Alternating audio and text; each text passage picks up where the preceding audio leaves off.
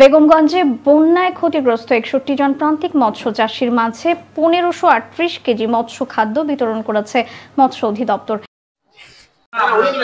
Senior মৎস্য কর্মকর্তা মাসুমা আক্তারের সভাপতিত্বে আয়োজিত এই কার্যক্রমে প্রধান অতিথি ছিলেন উপজেলার নির্বাহী কর্মকর্তা মোহাম্মদ আরিফুর রহমান। সরকারের রাজস্ব বাজেটের আওতায় দ্বিতীয় পর্যায়ে এই সহায়তা প্রদান করা হয়। সংশ্লিষ্টরা জানান, প্রান্তিক চাষীদের ক্ষতি কাটিয়ে উঠতে এ ধরনের উদ্যোগ ধারাবাহিকভাবে অব্যাহত থাকবে। উপস্থিত ছিলেন স্থানীয় জনপ্রতিনিধি, বিভিন্ন স্তরের কর্মকর্তা, প্রিন্ট ও ইলেকট্রনিক মিডিয়ার সাংবাদিকবৃন্দ। আমরা সরকারিভাবে মৎস্য চাষীদের পাশে ছিলাম, আছি, এবং প্রণোদনা হিসেবে তাদেরকে তেমন কিছু দেওয়া যায়নি।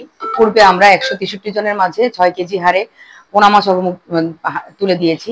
তবে এইভাবে সামান্য কিছু পোনা এবং খাদ্য বিতরণের মাধ্যমেই আমরা তাদেরকে উৎসাহ দিয়ে যাচ্ছি এবং ভবিষ্যতেও আশা করছি আমাদের সরকারিভাবে আরো বড় কিছু আসবে বা এই ধারা অব্যাহত থাকবে।